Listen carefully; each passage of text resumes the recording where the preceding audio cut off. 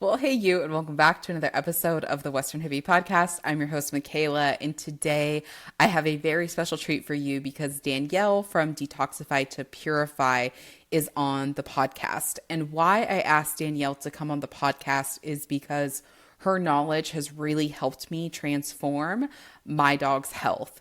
And her dog is 18 and a half and she'll be 19 in May. And so I just love that Danielle is a few steps ahead of so many of us and is doing such a beautiful job leading the way.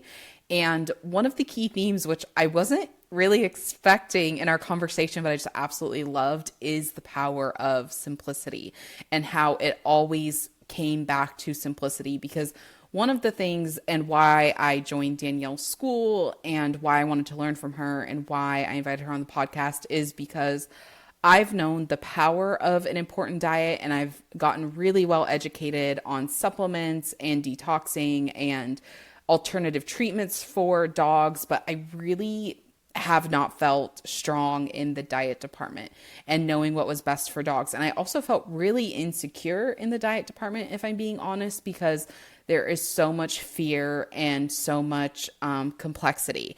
And so this simplicity conversation kept coming up, and the theme really just felt like the power of simplicity throughout our conversation, because Danielle's been feeding her dog a very simplified diet for 15 years. And we also talk about this in the episode, but it's not an accident that her dog is almost 19.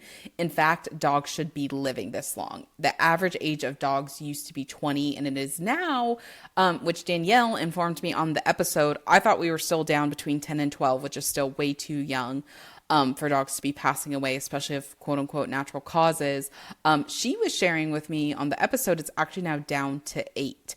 And so we dive into all these different topics. And what I really loved is because Danielle is seeing such a high rate of, I don't know if rate's the right word, but high clientele at the moment. She has all this data of what she's seeing and what pets are commonly like coming into her for. So we talk about all of that. I have some Q&A from my Instagram that came over and asked some really good questions. So all of that is in the episode. I'm so excited to bring this to you today. So without further ado, let's get into my conversation with Danielle from Detoxify2Purify. Well, where I'm going to start this conversation is I just wanted to thank you because my dog Willie got sick in 2022. And even though I'd found supplements and other things to get him better, like diet was just the vein of our existence. And I found Danielle's Instagram. I think you had a viral reel of Casey, your dog who is almost 19, go viral. And I found you. Eventually, I joined your school account because you were talking about why raw isn't always the best for dogs. So that is actually where I want to start us today is one, Danielle, welcome to the podcast. And then two, why is raw always not the best for dogs? Sure. Well, thank you.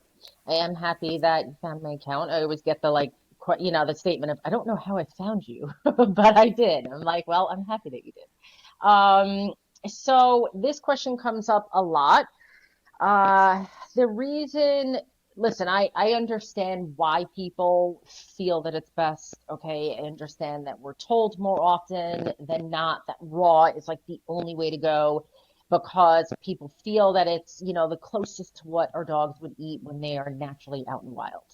The point I just want to make, 2026 we're in, right? Well, our dogs have not been foraging for food, in most of them, okay, in decades. They are being born to mamas that are eating kibble.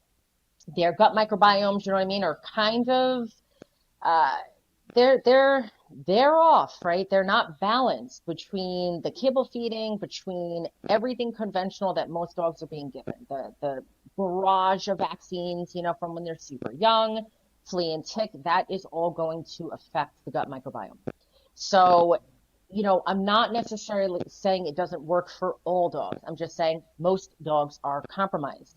When you start off with a compromised gut and you try to feed it raw meat, it takes a lot of work to digest that raw meat. Okay, a lot of work. Now, in particular, listen, I gave my dog, so I rescued her. She was probably about, I don't know. They said 2.5, 3 was a little hard to know, right? 3.5, I got that large scope. Um, she had awful ear infections. Her skin was, super red and itchy. Actually, it was so inflamed at one point it like looked purple. The constant itching, the sneezing, the eye goop, everything that pretty much people come to me for, my dog was going through. And that's, she had been, who knows what her history was. It was awful. So I tried all the best kibbles, right? I did that whole thing, elimination, all that stuff. And finally, this is now many, many years ago, over 15 years ago, didn't have the knowledge that I do today. So I thought raw, right? This topic's been coming up forever. I put her on a raw diet. I'm going to tell you, it did definitely change and decrease the itching. Okay, definitely decreased like the ear infections and the red belly and all of that. So I thought, great, this is wonderful. I finally found it, right? I finally have my answer. I'm going to go with this. About 7 months down the road, I didn't know it at the time, but I'll describe what she had because a lot of times when I work with clients, they're like, oh my God, that's what my dog's doing. And I never knew what it was. She started drooling. And when I say drooling, I don't mean a little amount of drool. I mean so much drool that I had to follow her around with a bath towel. Okay, not a kitchen towel, a bath towel. It was pouring out in buckets. So I was like, well, hello, this is obviously not normal. Something's wrong. She would then gag. She was licking like the bedding, the floor, the walls, like weird stuff, right? She was throwing up bile. This takes me now down a rabbit hole, right? And I'm like months into it because I'm like, what is going on with my dog? And I learned that she had acid reflux. Where did the acid reflux come from? The raw was way too harsh on her gut. Now, here's the thing that people often get a little upset about, right? Because we think there's only one way of doing things, and I say there's really not. Is that sure?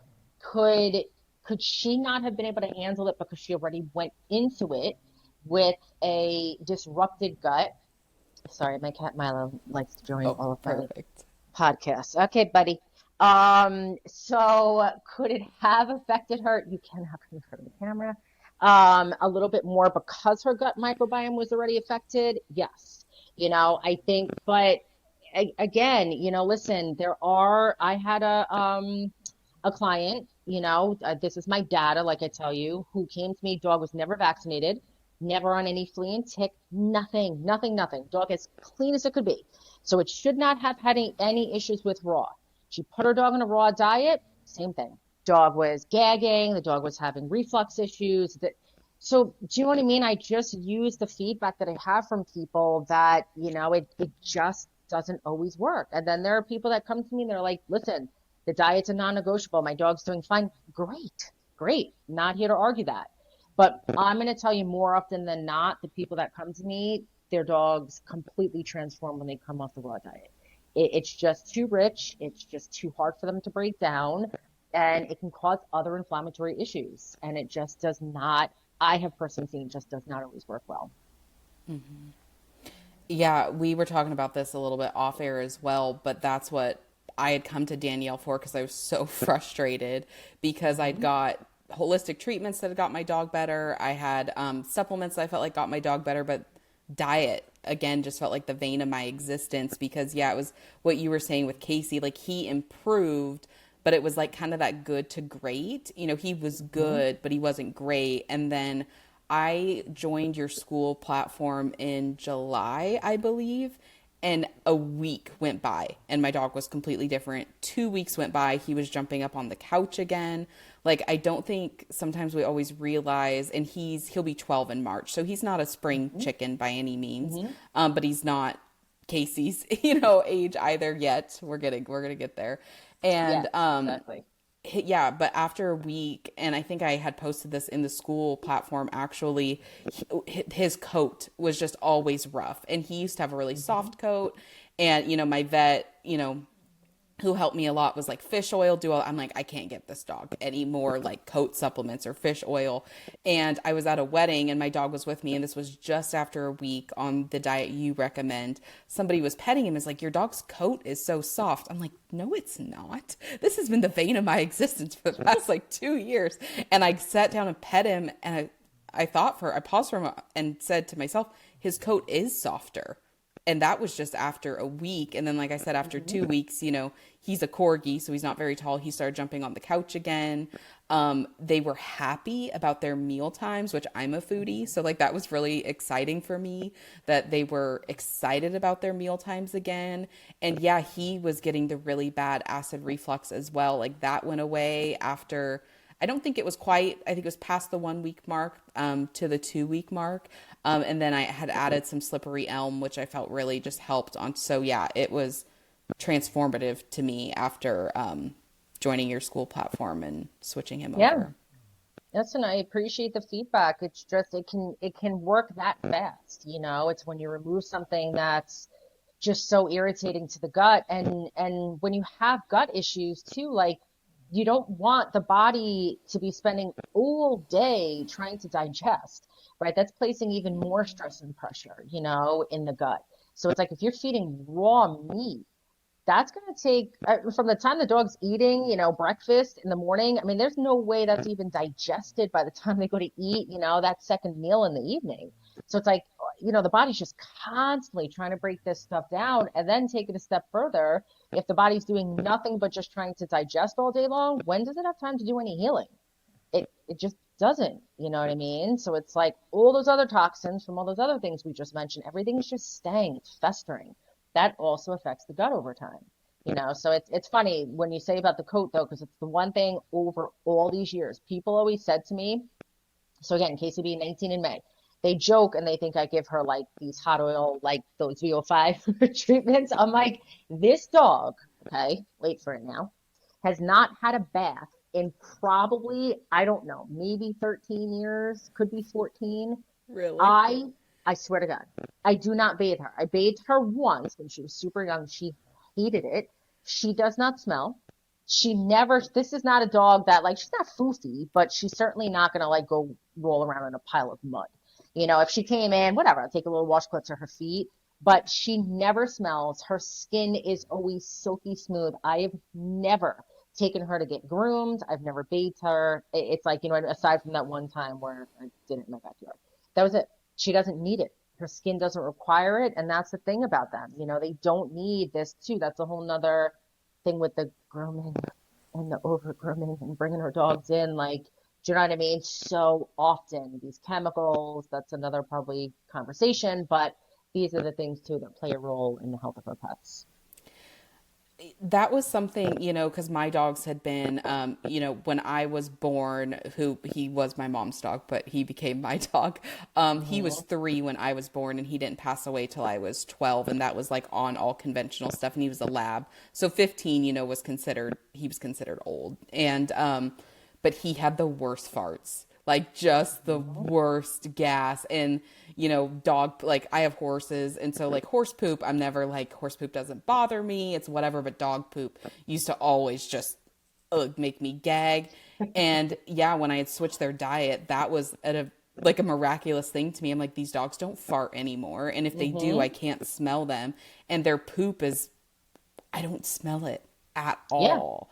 Yeah, I feel like funny because I went away with my family like over this trip, and my sister's dog came too. And someone's like, "Did your dog fart?" And I'm like, "I know this is a weird statement. My dog doesn't fart." I was like, "So don't blame it on my dog. You can't get away with it, okay?" I was like, No. "She doesn't fart, and if she does, then I know something's really wrong." But I swear, I don't know that I've smelled dog fart. I'm not going to probably since the time that she was back on kibble. It has to be. Because it never happens. You know what I mean? That's a huge point that I don't usually bring up, but it's good that you did. It's like those gastro issues are pretty much gone. Yeah, I think like what you were talking about with the coat and this stuff, I think it's really important just to say that these are signals that there's actually something wrong. And we just treat them like they're normal now because it's common, but it's actually not normal, Yeah, absolutely. Because what do people do if there's dandruff on the coat? they bring them to the groomers, right? You know what I mean? And now it's like they're just slathered with shampoos and things like that, thinking it's going to fix the problem when it's an internal problem, not an external problem. Yeah, so looping back to diet. So as of right now, you feed just meat and veggies. How Mhm. did you get from raw to figuring out this was the best option for you and Casey? So it took some time, like I said, to just even figure out what was wrong with her. When I did, I'm not going to say that it was easy. Again, this was a really long time ago, so I did not have the knowledge.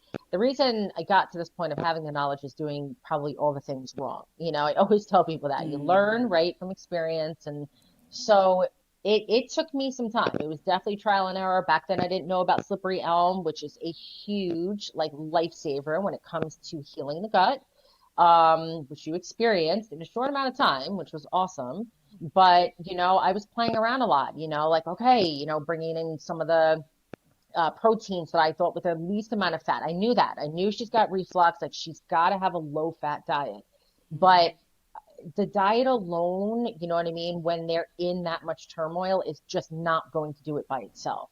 So it took me some time, you know what I mean, and learning and things like that. But yeah, finally I got things to calm. That's where I learned, like, in a gut that's already inflamed, should I have been feeding my dog beef and broccolis and cauliflowers?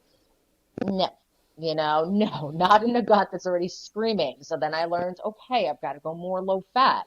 It didn't matter if I was doing a really lean beef. I want to start with, like, maybe a white cod or, a turkey. And then I don't want cruciferous vegetables. Those are gas producing. They're great, but they're great when the gut can handle it. So a lot of times when people move to home cook, they're like, oh, well, I had a client the other day. She's like, well, I switched my dog to home cook and the dog had diarrhea right away. Okay, what did you switch to? Well, it was like a really high fat kind of beef and like broccoli and spinach. Okay, well, you know what I mean? Those are, yeah, gonna cause some digestive distress in a gut that is just a bit more compromised. You move into those things a little bit more, as the gut heals. So it was really just trial and error. Now, I don't need to do that. I don't have my clients do trial and error because I've learned all this.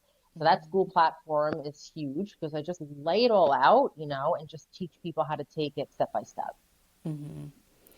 Yeah, it's amazing. And we'll link all your school stuff below because it's just an absolute great resource. And on the slippery elm, so I had used slippery elm tinctures, and when I was binging, I feel like I was Netflix binging your school account.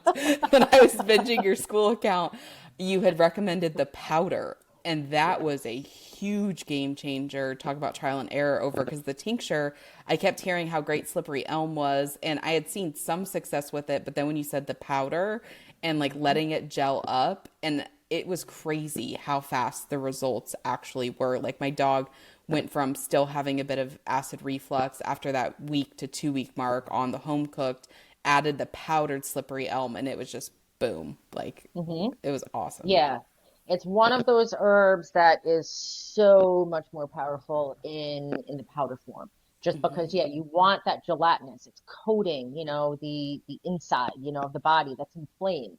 It's acting as the mucus, but we don't want mucus, coating the body, because then it messes with everything, right? The body needs to be able to communicate, and it can't do that if it's coated in mucus. So it's like that, kind of gelatinous, but when you're using it in the form of the herb, it's going in the body and it's kind of coming out of the body, but it'll take that fire out of the inside, of the system, and it'll calm things down and it'll turn things around real quick for acid reflux, for diarrhea. It's amazing stuff. Yeah, it really is. And thank you for putting all of that out there, because it's crazy how just one simple shift can make such a Hmm. big difference. And on that, I actually want to transition to, one of the themes just kind of weaving in here as we're talking is how simple shifts can make a big difference. And one of the things we were talking about off air is like fear mongering, and how there's like so much fear being put into home cooked, but then and also that you need like 5 of these things to heal and not just like a slippery elm powder. So can we actually talk about with the fear mongering with an unbalanced diet? with home Sure. cooking. Yeah. I mean, I think it all just everything is based around fear mongering today, right? Because if you make people scared enough about something, then it does not promote change, right? It keeps them kind of boxed in, their backs are up against the wall. And, I hate to say it, but someone's always benefiting from that, right? So Yeah. who's the person that benefits from, sometimes our pets being sick, right? There's a lot of, or ourselves being sick. These are businesses, right? This is how they make their money. So if you make people fearful, then they're not going to do the things that they can do that would keep themselves or their pets from needing that service, right? So that kind of sums it up right there. But it's so unfortunate, that when people come to me, I was saying to you a little bit before that, there are veterinarians that will tell them if you put your, dog or your cat on a home cooked diet, they've used the words like, your animal could pass away. You can really harm them. And it's like, okay, so your comparison of putting a dog on a real diet and saying that it's better to put them on a hill science diet, things that are loaded with seed oils, preservatives, just synthetic vitamins is going to be more balanced. Wrong. It couldn't be further from the truth. But that scares people. So, okay, if a vet says, right, that statement, that's going to scare people. That's not going to make them want to do a home cooked diet. And it could and is so simple. And then I'm going to tell you, right, in my platform, it's the number one thing I have to repeat over and over again to people. Because even though they know that kibble's not good and they move to the home cooked, they're Mm. still kind of in their mind, but wait a minute, what you're doing is too simple. Where are the organ meats? Where are the fish oils? Where are the this? Where are the that? And they're going through the stack of things where I'm like, nope, nope, nope, nope. You know what I mean? You're kind of being brainwashed with all this stuff. And because again, if people are overwhelmed, and they are, think about everybody's day to day. For me to try to, even say to people, you got to try to cook for your pets. They're like, wait, what? I've got to now add something else to my day, and it's got a stack of 15 different things that have to go in it. Who's signing up for that when you can just rip open a bag of kibble, and throw it in the bowl? No one. But I literally takes me probably 15 minutes twice a week to cook for 4 animals. That is it. Meat, pureed veggies, a dog that's almost 19 and walks miles a day. She is not deficient in any nutrients. Do I give some light supplementation? Yeah. Do I give her 20 different things? I love my people out there that are trying, but holy Lord, people are doing too much, because then you have this industry on the other end, the super crunchy, too crunchy, I feel like, industry that is pushing people to do nothing but supplementation. And it's making people and it's making dogs super, super sick. Their bodies are getting so overstimulated by all of this stuff. Meat, veggies, I lean on maybe 2 different supplements for a dog, my dog in particular, who's almost 18. She does not get more than that. Do you stick so you also introduced me to Epigenius, which is Mhm. I'm just in love with that supplement. Do you keep her on that and then another supplement, or is that pretty I much the do. only? Yeah. I do the Epigenius. The reason why I don't always, the reason why I don't always openly promote it, right? Like, Mm, listen, I am someone who probably only has 2 companies that I really like stand by that I use. I've probably had 250 companies, you know what I mean, come to me and say, can you promote this? The answer's always been no. Like, I don't mm, care how you could hand me $10,000. I'm not going to promote anything that has garbage in it. And most of the stuff, unfortunately, is garbage. Um, yeah. so yeah, I like these products because I can trust the companies. But the reason why I won't always just openly recommend a supplement is because not every dog is ready to jump into a supplement. That's where I Mm, stop, because people aren't coming to me with healthy pets for the most part. I can mm, count on 2 hands, and I speak to thousands and thousands of people, over the course of a month. They're not coming to me with healthy pets. So for me to just say, hey, go get this supplement and put your dog or your cat on it, I'd be doing a disservice. And that's like not what I'm here to do.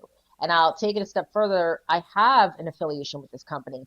I could probably be making thousands of dollars by just doing a simple post on a video that goes viral and saying, hey, my dog's almost 19. Guess what kept her alive all these years? And put the powder in there. I don't do it because it's not true. It's not true. That's not the thing that's kept her alive all these years. You know what I mean? It's what I haven't put in her body. The vaccines, the flea and tick, the kibble. I've done a lot of things to keep her alive. The Epigenius I do love, but it can be overstimulating for a dog that's not ready for it. So when I work with people, it's always the diet first, doing some light detoxing, if depending on the dog's needs, and then the supplementation. You know, so that's kind of the difference. Do I love the product? Yes. But, you know, it's something that I try to work through with people just to also explain and make them hear. You know, you don't want to just jump into supplementation without some, I would say, direction. But when you get to that point, yes, Epigenius and the medicinal mushroom tincture is what I use for the anti-inflammatory piece of things I absolutely love. The Epigenius is loaded with minerals, so that's how I kind of balance out a very simple diet. And then it has the chlorella, so that's going to pull the heavy metals out of the body, and it has biomedic, which is going to pull glyphosate out of the body. So that's why I feel like those two are like a super powerhouse. Yeah, no, I absolutely love the Epigenius. What are you, and thank you for sharing that because that was really powerful. What are you looking for in the dog to know that they're ready for supplementation? Like, are you looking at digestion, energy levels, stuff like that? That's a good question because this comes up again. If I showed you the amount of messages I get, like, what can my dog take? And I'm like, no, that's not it. So yeah, the digestion, I mean, is probably, I would say 95% of the clients that come to me, and you probably saw it, you know, on the platform, their dogs again or cats have major, usually skin issues and digestion issues. Okay. And if you go to start a supplement without doing the foundational work, even though it's a great supplement, right? You've seen great, you know, changes, you know, with your dog with that supplement. But if you go to, sorry, he just can't help himself. If you go to supplement and something is a little, even mushrooms, you know, they can be just a little overstimulating and it's being used at the wrong time without doing the foundational work. Sometimes I found that, yeah, you know, you can cause some diarrhea or, you know, you can cause whatever that issue that's going on. If your, you know, dog is super itchy, you know, that could be something that can intensify that particular issue, you know, that they're having. So yeah, that's why it's just like I'd like to go slow with that. Also, I'm going to be honest, it's a waste because if your dog is that, or cat again, is that inflamed and you're just going to throw a supplement at the body, for the most part, the body's not absorbing it, just like anything else. So you have expensive urine. You're putting this, you know, supplement in and your dog and your cat is just urinating that out. Yeah, that's something that's been really powerful for me to learn. Like, it's actually not about what we digest, it's what we can absorb. And even when you were talking about just the over supplementation, I had experienced that because my hormones, it's a long story, but the short version of the story, I was like a heavy CrossFitter. We did a ton of macro counting. But then I was working a very physical job at the time and my body had gone into starvation mode. And then from that, my hormones got super whacked. And I was on, I think, 10 different supplements at some point. And I'm like, I don't think, one, I'm absorbing this because my gut's out of whack. And then two, I didn't stick with it because it was like a part-time job just trying to, you know, get all of these supplements in. But yeah, I felt like I had really expensive urine because I'm like, my gut is just kind of sending everything in one and out the other. So thank you for sharing that because it's just a really powerful insight. Well, I had a similar background. I was really, I won't even get into my history just because it's so long. But in a nutshell, I was insanely sick for a really long time, And by the time I got to the point of, you know, working with a functional doctor, I'm going to be honest. I mean, I was on twice as many supplements. I probably was on about 25 different supplements by the time he got done with me. And I was the sickest I had ever been in my life. Like I thought I finally found this functional doctor, right? I'm going to basically sign away my entire bank account to this man because it was so expensive, you know, and it just was test after test and supplement after supplement. And I finally said, like, what is going on here? How do you even know what works? How do you know what this is even doing. I've got a bucket of supplements literally at home, and I'm the sickest I've ever been. So that's where I started to learn about all of this. And I was like, a lot of that is even a business, because well, he made a lot of money from me and he did not help me at all. Simplicity was the key. It took me a really long time to learn that. I love that. Yeah. And it's funny, as we're talking about the simplicity, I went through like a personal development era as well. And all the personal development people do always preach complexity is the enemy of execution. I think that's a Tony Robbins thing. But yet when it comes to like diet and lifestyle, we make things so complicated, but then we wonder why we don't stick with it. And it's like, well, it's a full-time job. And even like you said, with the simple diet I learned from you in school, like, honestly, I put everything in the crock pot on low for a couple of hours. I go in and I mash it up, and then I have food for the week. Like it doesn't, I don't even know if it takes me, since I put it in the crock pot, I think it maybe takes me 5-10 minutes to prep everything, mash it together, and then I literally scoop it. I have a scale to weigh it out to the proportions, and then it's amazing. Yeah. Yeah, that's it. That's how simple it could be, and that it's just like you said, and I'll say it one more time, but it's the hardest thing for me to even get people that are coming to me, you know what I mean, for my help. Like they're still just like, wait, what? Or like, why don't I see recipes on your platform? Like, because there's no recipe here. It's meat and veggies, but it takes, you know what I mean? It takes that. We're brainwashed, you know what I mean? We've been brainwashed for so long. So it takes that like deprogramming, to be like, no, listen, it is just that simple. And it can be that simple, and it doesn't have to be overwhelming. Yeah. So you would say the biggest question would be like recipe stuff. And then are the biggest issues you see is the gut and the itchiness with your clients? Yeah. Yeah. Itchiness is bad. The skin issues are horrible.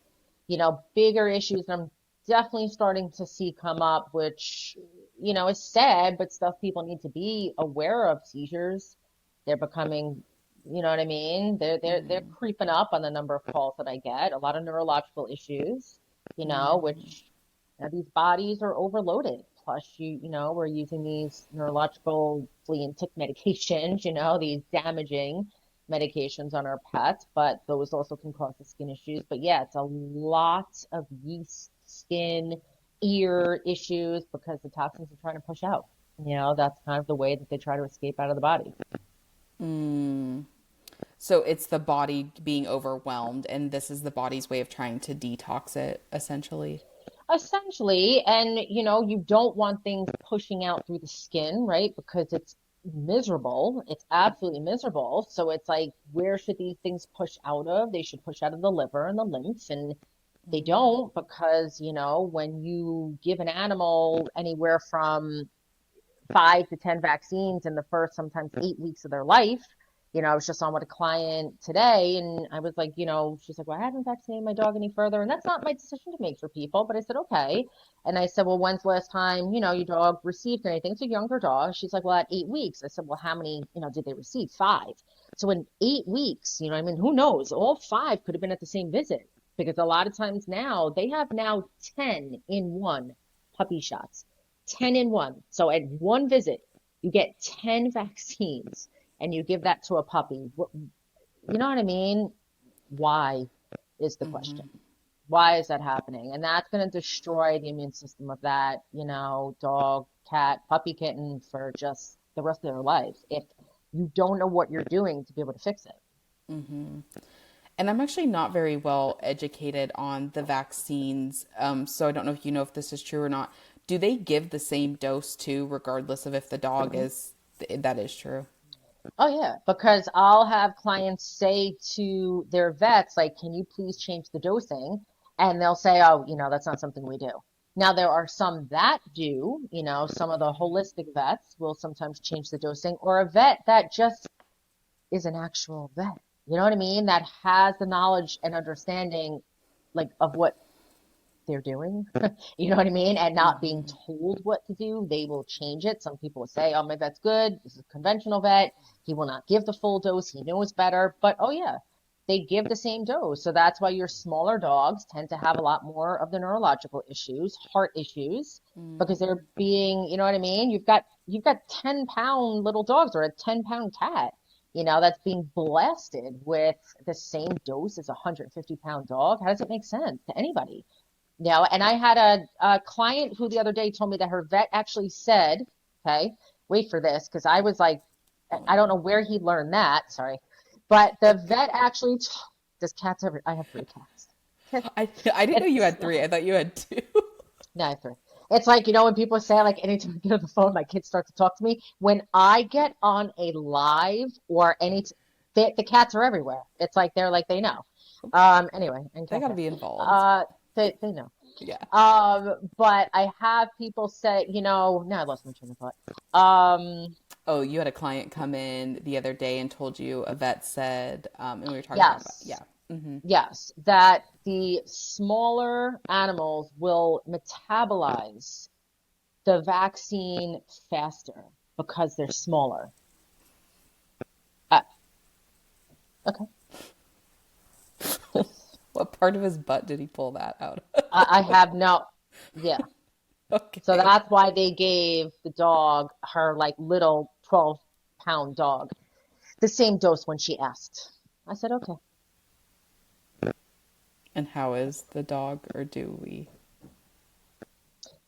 That's when they come to me. That's what I'm saying. You know what I mean? It's the skin issues. It's the, the neurological issue. I mean, her dog's okay. We're working on things, but the stories I hear, it is hard. You know what I mean? It's hard. People's animals are suffering, and the stories usually get worse and worse. And listen, I don't necessarily want to focus on that, you know what I mean? Because I want people to know that you can avoid all of this, but what's not being talked about and really shared is how awful, you know what I mean? The health of our pets really is. It's awful. And think about people that don't even have the opportunity, to be educated on this. And think about people also, and it's not a judgment, but by financially, you know what I mean, don't have the means to do any of this. So yeah, they're probably, some people are, I mean, I was in the dollar store, I think over the Christmas break, just trying to get tape, going there for just cheap stuff, obviously, because everything there is pretty toxic, and people are buying cat food. Yeah, and listen, right? I'm not judging, right? This is where people are financially in the world. But imagine the toxicity, you know what I mean? That is in that cat food. But this is, this is what we're left with sometimes. And it's hard, because it's whether you're buying cat food from the dollar store or not, it's all the same toxic, junk. Well, I think what's important to highlight, though, is a lot of people in these situations are trying to do everything right, though, right? Like they're going into the vet, like they're doing everything they're being told to do to have a healthy pet. They're going in for their annual checkup. They're getting, I don't even know what the vaccine schedule is now, the 6 months, the yearly, whatever. And then they're left with this pet that now has to get on 20 medications just to make the skin stop itching. Yeah. Yeah, it's sad. I mean, I've had so many people come to me, and it's like, their dog is, they've spent, $10, $15, $20,000 skin issues, and haven't been able to resolve that, and it's just by slowing things down and changing the diet. But people are trying, but then again, there's the side of like, this is a whole another conversation. You know what I mean? People that can't afford to do, and I get it, but those are the dogs that are dumped off at shelters or the side of the road, or we have a problem. We have a big problem that's not necessarily being addressed, and it's if we can start small, that's my goal, is to educate people on how easy it can be, because then guess what? It's cheap and it's affordable. You know what I mean? I have a $7 homeopathic that can keep my dog from, having diarrhea or fixes acid reflux or skin issues or warts, or you name it. There's a homeopathic. These things cost $7, not, hundreds and hundreds of dollars from, the vet's office. Mm-hmm. Yeah. What would you say? So, do you tend with these issues? Is it pretty much a similar protocol? Because I know we were talking about this off camera a little bit. Like there's so much fear mongering, and this is a completely separate issue. This is a completely separate issue. but actually it all starts in the same place. So are you pretty like, regardless of if it's a neurological issue or a skin issue or gut issue, are all your clients pretty much starting in the same place as far as the Yes, solution? absolutely. Absolutely. Got to start with the gut. Have to start with the gut. You know, you've got almost 75% of the immune system is there. Even if someone comes to me and the dog has cancer, got to start with the gut. You know, we talked about that a little bit. You know, yeah, the health issues are extreme and are just all different ends, you know, of the spectrum. But you have to start with the gut. It runs the body. And most of, you know, I feel like that conversation doesn't often happen, or if it does happen, it's not pushed as one of the most important pieces. And I feel like it definitely is. You have to have stability there, because you can't also detox a dog that doesn't have a stabilized gut. You're going to make them sicker, or the skin issues get worse, or you know what I mean? They feel cruddy. And it's like, I'm not someone who puts my foot on the gas pedal. You know what I mean? If a dog or cat is kind of expressing, hey, I can't handle this. This is too much, or it's too fast. You know, some people say, oh, you got to just go through it. It's detox. I don't, you know what I mean? I don't play around with that. I think you have to slow things down. You have to listen to the body, but that's why I don't do everything all at once. I do things in stages, and I always start with the gut. Then I work with opening the pathways, and then it's boosting the immune system.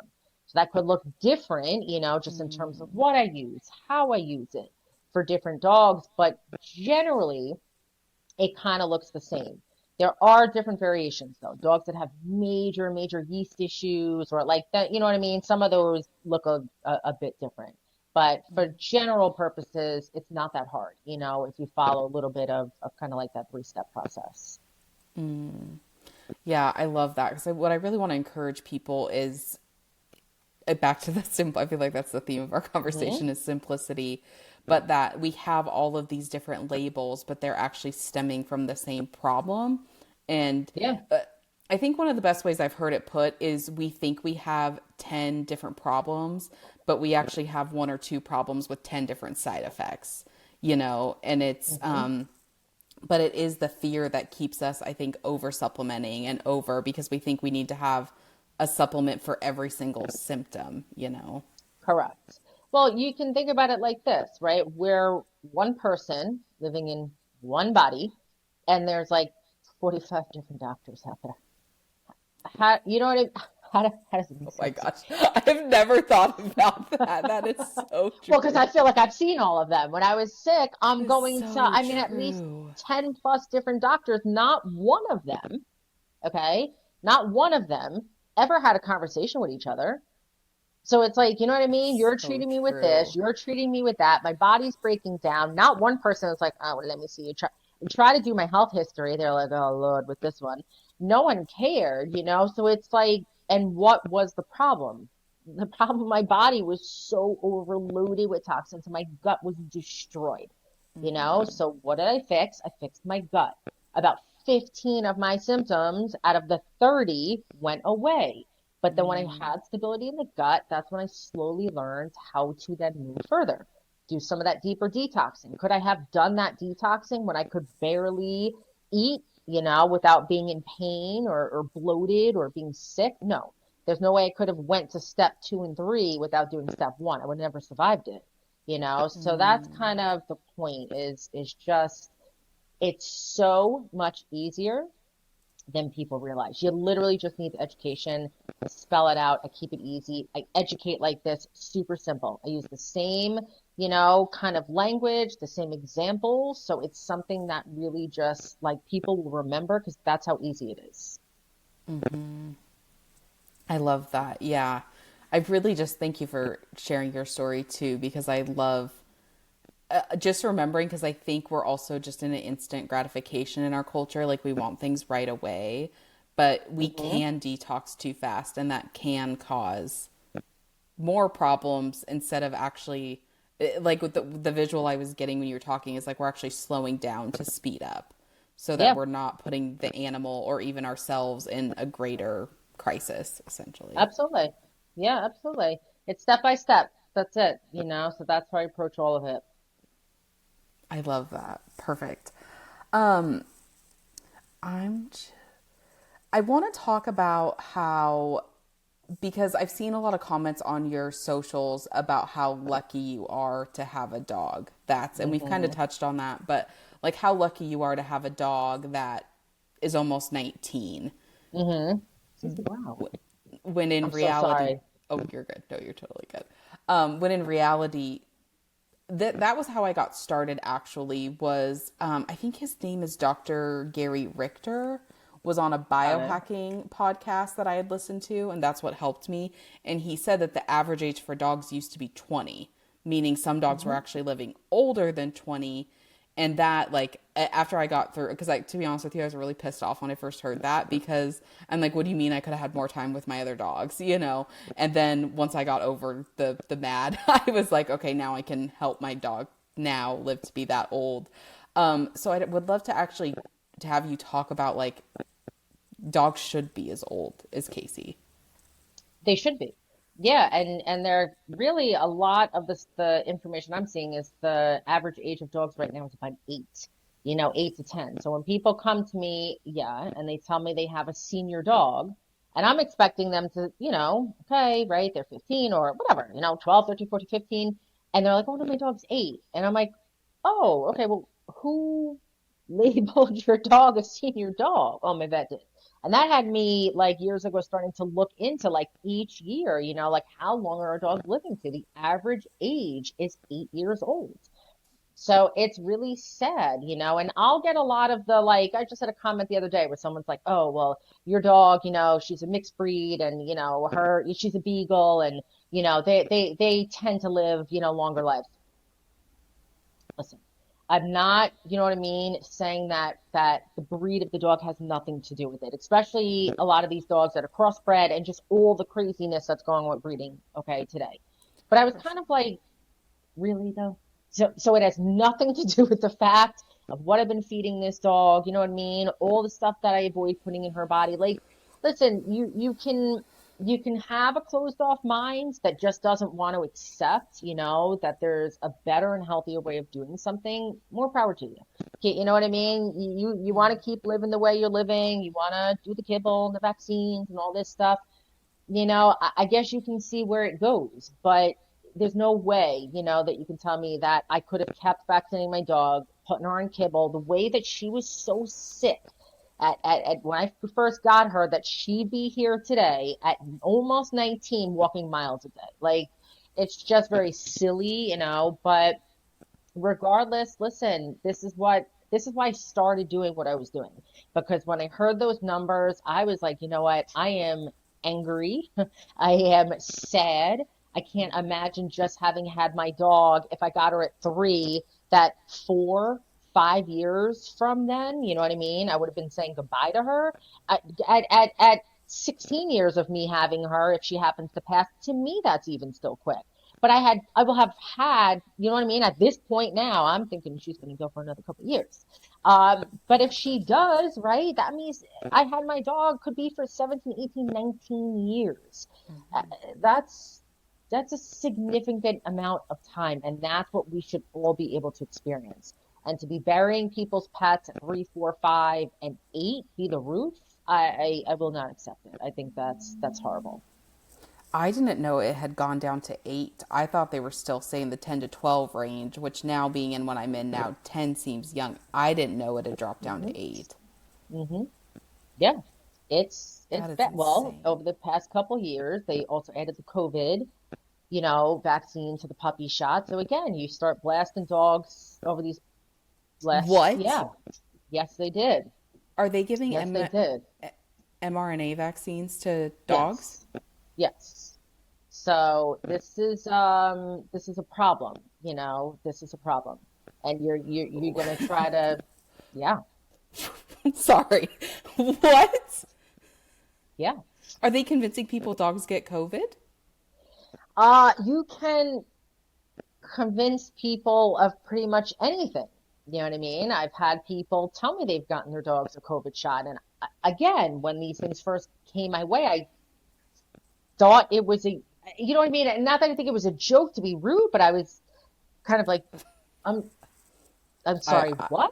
I would have said Yeah, a you know what I cosmic joke. mean? Yeah. Like, yeah, they're getting all sorts of shots all sorts of shots, So again, again, a 10 in one, when someone sent that to me, I was like, oh my God, our animals don't stand a chance. If this is how they're going to, you know what I mean, right out the gate, this is what their bodies are going to be treated with. They just don't stand a chance. But this is why they are so sick, like who hears about this? Who really hears about how sick, most people's animals are?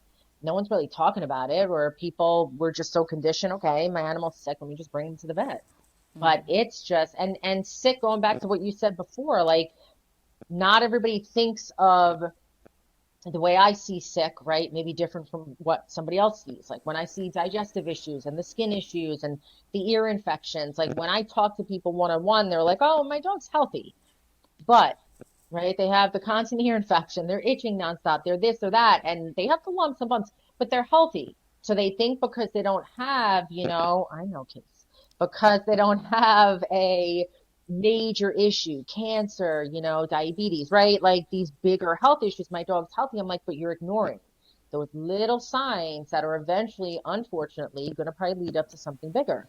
And that is happening to most of our pets. That's how it starts. It starts little, but that's not a healthy dog dealing with any of these, issues. And it eventually does spill over, and you wake up one day, you know what I mean? And that little issue that you thought, I get constantly, like, I don't know how this happened. It happened overnight. It didn't happen overnight. The little things happened overnight, but we ignored them. And now it turns into a bigger issue. That was a big awakening for me. I think when I was 20, I started going to an acupuncturist for some things. And, Western, I guess that'd be Eastern medicine. Sometimes my dyslexia just whoops. I'm like, wait, let me autocorrect that. Yeah, which one? And she was saying like she had a client with colon cancer, and the client had only started going to acupuncture because of the colon cancer. And if you get a good acupuncturist, they will go through everything. They ask you what you're eating. They ask you about your stress. Like you spend a half hour just talking about your life outside of acupuncture. And she said, this lady told me she had digestive issues her whole life. And so the doctors and everyone were so surprised when she got colon cancer. And she looked at the lady and she's like, to be blunt, I'm not surprised because your body's been screaming at you for 40 years and you just weren't. And so thank you so much for just bringing awareness to that, because the dogs are telling us so much sooner than what we're catching it. Because, yeah, we're taught that it's just, like, normal for their guts to be... Like, even for my dog, I thought it was just normal for him to... When he was on kibble, I'd have free food, like, just out for him, and he'd go eat whenever. And looking back now, I didn't realize, like, how inflamed his gut was because of how little he was actually eating. And so even back then, it's like, oh, I did have these signals, but I just didn't know to look for them because we're taught it's quote-unquote normal.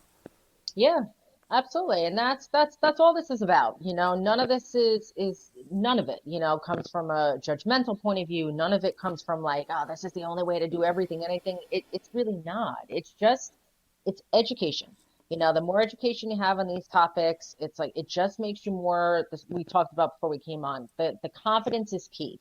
Right? If you're confident about what you're doing, then you don't need to rely on these systems that are really meant to keep our dogs, keep our cats, keep us sick, keep us on that hamster wheel. You can avoid any of these, larger illnesses just by doing some of these preventative things, and they are extremely simple. That's it. Yeah. I love that. So before we transition into some Q&A, do you have anything you want to finish up with, or... No, I mean, I think that's, again, like, I don't want to beat a dead horse, but it's literally simplicity. I can say that, and I do, over and over and over again. If you, are ever confused about anything, you have to just think, go back to basics. Don't overstack things. Don't overcomplicate things. Like, as simple as it needs to be. Get your animal fed.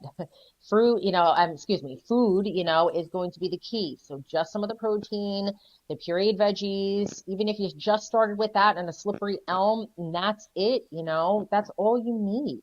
There's some obviously variations of things that you can eat along the way, but like, that's just a really good starting point. For so many animals, that alone would make a huge change. I know it would. Yeah. Do you primarily use the slippery elm for digestive support, or will you use a probiotic or a prebiotic? I don't. I find them to be pretty gimmicky. Yeah, I lean on the slippery elm. I do too. I was just curious your take on it because I've Yeah. never seen. The only results I've kind of seen, my dog got, I think it's called bilious something. Like he was throwing up bile just all the Mm-hmm. time right after the Mm-hmm. antibiotics. And a little bit of ox bile at the time was like super, super helpful. But other than that, I have never seen with myself or my animals like amazing results with No. probiotics or No, and prebiotics. I've purchased some of the most expensive probiotics. They never did anything for me. I don't know. I mean also too, you can't fix, right? That has to be in conjunction of sure, with your diet aligning and things like that. But even when I was on a good diet, I never really found that probiotics did anything. I haven't either. So thank you because I've Yeah, always wanted to talk to somebody about that because sure. it's such a big thing. And I'm like, am I missing something? Because I've No, just not. Okay, cool. Awesome. I agree. Okay, I agree. perfect. So I had a few Q&As from the Instagram. And the first question I had was, do you recommend any vaccines or are you at the point where you're non-vaccine at all? I mean, I do leave that up to, listen, I'm not here to tell people what to do when it comes to that, right? That's your own personal preference. But uh do I, think any of them are protecting our pets? No, and it's just not something that I adhere to, but to each their own. That has to be something that people make their decision, based on their own education on the topic. But no, I don't find that any would be benefiting the body. On the things that we're like taught to be, I'm thinking of parvos, kind of like the big thing. Is it just that there's solutions to that and we actually don't need a vaccine or? Yeah, I mean, there's just most of the dogs that get these vaccines anyway, they're getting these illnesses. You know what I mean? Because their immune system is broken down. It's now open, to all of these different diseases. I mean, again, my dog has not received anything in well over 15 years. She goes to the local lake and the beaches, and she's drinking puddles, and I don't know, rivers. I've traveled with her everywhere. If that was the case, then she should be dead. Yeah, I mean, bluntly, there's no other way I can say it. She Yeah. should be dead. But no, I support her gut. I parasite cleanse, a few times throughout the year. If I thought she got into something bad, I was telling my client today, like, she had the same concerns. I'm like, last year I took my dog to one of my local beaches, and then the next day it was like shut down because it was some crazy bacterial load that was through the roof. Mm, I was like, oh, great. My dog didn't have diarrhea. She had nothing. All right, okay, a couple days. I gave her like an anti-parasitic, you know what I mean? Just to kind of like just be a little preventative, but she was fine. She was hmm. fine, So I don't worry about any of that stuff. That's my approach. No, thank you for sharing because, we haven't had so since we've had puppies, we've vaccinated because our youngest dog is 10, I think. No, my sister Mm. has a younger dog. But I was just curious if you do if you would do puppy vaccines just personally. I wouldn't personally. I mean, Hmm. all my, animals are rescues, so unfortunately they Mm. come to me, with all that stuff. But if I had the choice, no, I definitely wouldn't. Oh, right, because they'll get vaccinated when they get to the Oh yeah. shelter. Yeah. Oh yeah. Yeah. They tend to get a lot more. Sometimes they get double and triple if they're sent to, you know what I mean? Different Mm. rescues, fosters. That's a whole nother mess. Yeah. Yeah. We'll do that Yeah. on round two. Yeah, Yeah, we'll do exactly. that on round two. Okay. The second question was about the recipe, which we talked about. Yep. The third question, which we touched on, but it was what you do for itchy dogs. hmm hmm I mean that's it's not an easy, just kind of like a blanket statement. I mean, it kind of goes back to what I said before, just the foundational work. So I don't know if you can hear my cats in the background. Sorry, they're They're crying for fine. a treat like a bunch of lunatics. So the it's the foundational. It's definitely the gut. It's calming things down. Then I definitely work on opening the pathways, so doing like that liver, lymphatic work, and then it's, at that point, definitely boosting the immune system. So again, can something like an Epigenius work? I'm a little careful. I don't just like blanket recommend supplements because I just don't know at that point what that animal needs. But that foundational work for sure definitely has to happen to calm things down, to reset the body. Yeah. No, I love that. I love how, just on a side note, if you have to follow Danielle on Instagram, but your animals are also bossy. And I just love, I don't know if you love They're it, but they're insane. I mean, they are funny, but like they're insane. Like if I open a yeah. cabinet, they're in the cabinet, they're in the fridge. This one's yelling for dinner. That one, they're a lot. They are comical though. I will tell you that much. It's Your, comical. your videos of Casey barking at you for dinner are my favorite because it's like, yeah, this dog's 18 and a half and she's still just telling her mom what to do. Oh yeah, she doesn't let me forget what time it is, and the time change has her all messed up because she barks at like 3:43. I'm like, Case, it's not even a clue to fucking. It's not even You're all confuzzled. right. I love it. Yeah. Awesome. Okay, so the fourth question, I didn't ask for context, so I don't know if you'll know what this means, Okay. but it's feeding legumes with taurine absorption. Was So feeding beans and the taurine absorption. Um, I wouldn't be feeding beans in general. Um, I just don't find a need. I don't know if that's for a dog or a cat, but I definitely do not feed beans.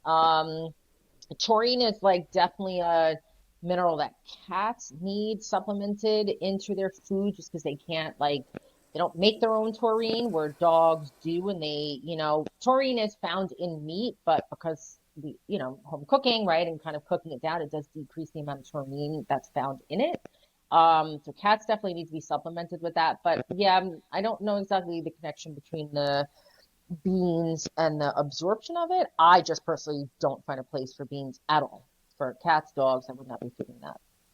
yeah, okay. Because I didn't know if people were feeding legumes for taurine and that's what she meant, or Maybe, I don't know if there's taurine in beans. I'm not sure, but I would just supplement the taurine powder, would not be feeding beans. Yeah. no. Okay, okay, Yeah. amazing. Yeah, absolutely. Do you have any question? I don't know if we're on 4 or 5 now. Do you have any recommendations for a dog with an enlarged heart that's having a? She said they're calling them seizures, but the dog's just like passing out when it gets too excited. So for stuff like that, I definitely I don't make recommendations for things like that without Mm, doing like a one-on-one with people because I am very uh thorough, and listen, I'm not a doctor, right? So I'm not mm, providing any medical information. That I'll say that first and foremost, yeah. but when it, just comes to stuff like that, usually you want to figure out what is the reason behind the inflammation, right? So is it a dog that's Mm, received a ton of vaccines and again has the conventional flea and tick? What diet are they on? Like, what does their history in life look like up to this point that's causing the systems of the body to break down? And that's not an mm, easy, hey, just take this, right? Or just do this. Like, that's definitely a step by step, kind of conversation. So for those bigger things and things that can lead to like some neurological just kind of like disruptions. Yeah, that's stuff I always tell people like we should definitely get on the phone so we can look at the pattern because you just don't want to do anything. You also want to go super slow. That's not a dog I would have just jump into a detox like at all. That mm, to me can be a little dangerous, So you really need to know mm, that history of that animal to be able to even make any type of recommendations. mm. And that is something you would still look at the inflammation with that Oh as yeah. well. Yeah. Yeah, Yeah. 100%. Okay, Yeah, perfect. 100%. I'll text or I'll message you on Instagram for the direct link, but I'll pop your direct like consultation link in the show notes. And so if she wants to book a one-on-one with you, she can. Awesome. Thank you. I Perfect. appreciate that. Yeah, I appreciate that too. Because, and even for me, like I said, I got my start with my dog, but then some of these other things I still have like a ton of fear around because Mhm. it's an enlarged heart, and even just the language around, and I even, still need the reminder of like always going back to the basics, like always going back to the foundation. Because if you have that inflammation, it's going to be creating havoc regardless of where. the havoc is. Correct. The dog didn't wake up with an enlarged heart. No, no. You know what I mean? No, There are some things, right, that these dogs may be born, Yeah. with some of these, from the start, right? Some of these things popped up. But like for a dog that's always been fine, right, it didn't wake up with that enlarged heart. So what caused it? Well, yeah, pretty I much don't all the know. things we just said. All the way talk, yeah. I don't know if you know this, but they found a secretariat. Did you ever watch that movie or know about the horse? No. He I won. know the name of it, but never saw it. Yeah, he won the Triple Crown. It's like a big thing in the racing industry, but he had won by, and I don't know the exact numbers, like so many, the largest lengths between him and second place. Like it was a crazy amount, and Disney made a movie about it, blah, blah, blah. Anyway, but he was, when they did an autopsy on him, his heart was 3 times the size of a regular horse heart. And so it's like, unless you're Oh my Secretariat and you're God. born with a big heart, then yeah, no, you've got a problem. Yeah, right. Yeah. You got it right, exactly. Yeah. You have a problem. But Yeah. this is what's coming up a lot, It's a lot of this stuff, that's becoming issues for pets. So yeah. Yeah, yeah, amazing. Okay, the last question I got was actually about what do you do to clean your dog's teeth? So, well, this is something I wish I would have really taken on a lot sooner. I will be honest with that. I would say that to people, but there are like non-anesthesia, like deeper, cleanings that can be done because if you are past the point where it's just being able to like brush their teeth on their own, which you do have to keep up with, you have to or you can buy some of those. There's non-toxic like chews, that like actually kind of like almost look like a toothbrush, that they'll chew on, not the greenies, none of that stuff, but I know there's a company that reached out to me and they made like a non-toxic chew. I can always put their link in. Raw meaty Okay. bones, are kind of like the, nature's toothbrush. But then you have to just be careful. Dogs with certain gut issues, need to be careful with that a little bit. But yeah, I'd be staying on top of that, like from the beginning. That is one thing that I got Okay. into way too late, and once that plaque starts to kind of harden, you can't get that off. You really can. I mean, maybe, but then you have to put them under anesthesia, you know what I mean? And that to me is so not worth it. So I'd be either staying on top of brushing from the beginning, the raw meaty bones, even like things like ducks, like duck, they have like those hard like duck necks or duck feet. They're like kind of like dry. But again, this is why I'll make some recommendations, but it's always good to even access something like the platform because it's if I know the dog's history, I don't want to recommend things again, that make the situation worse because the gut is always something that I ask about before I make recommendations for those kind of things, the treats and the bones and things like that because it can kind of you know, it's just not always the best time to do stuff like that. If your animal's having no issues, those are things that you can fall, back on. That's actually been a really fun win for me as I took my dogs off the raw meaty bones because I was doing that for their teeth because of the gut stuff. And they've Hmm. now been, so from July to now, they've been on the recipe line from your platform. And I gave them raw meaty bones for Christmas and they were completely good. So that was an Awesome. amazing just win to see, that they used Hmm. to get acid reflux and stuff from giving them all of that stuff. Or you could just tell they were upset. And then, yeah, I did it for them for Christmas and they were good to go. So thank you. Yeah, That absolutely. was You're awesome. welcome. I'm sorry. I think can you get up for a second? I can see my animals got into a bag of treats because I can see the plastic on the floor that my dog is eating. Oh my gosh. Well, Okay. she's like, okay, mom, we're done. Yeah. Yeah. All Well, right. So thank there you you. go.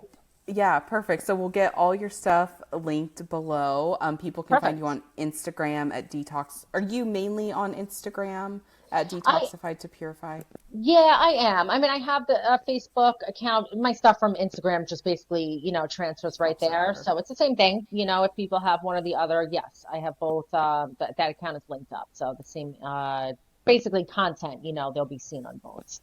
Awesome, awesome, amazing. Well, thank you so much for Danielle for coming on today, sharing your wisdom, telling us about Casey, and just helping shed a light on this whole diet situation and simplicity. So I really appreciate your time and your knowledge and wisdom, and encouragement. And I think I said this off air, but just Yes. being a few steps ahead of all of us and, you know, like leading the way. It's very, my dogs are my babies, and I've just been so thankful to come across you and your account and be able to help my dogs in this way. Has truly been a gift. So thank you so much. Thank you. Thank you. I appreciate that. And thank you for having me on.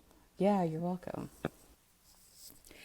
Thank you so much for tuning into this episode of the Western Hippie. If you've made it this far, I'm just so thankful that you tuned in, because that means that you care about your animal's health as much as I care about mine, and Danielle cares about hers. And it's just really important that we get this information out there. So if you feel so called, we would be absolutely honored if you can share this episode with a friend, because really our goal is to help as many pets as possible, because so many of these things, as we talked about in the episode, are very much fixable. They have simple solutions, and the industry, whether holistic or not, is just overcomplicating things. So if you found value out of this episode, please share it with a friend, rate and review, and subscribe so we can help get this episode out to the hands of more people so we can save more pets' lives. Thank you for tuning in. I'm your host, Michaela, here with my corgis Tank and Willie, and we will talk to you in the next episode.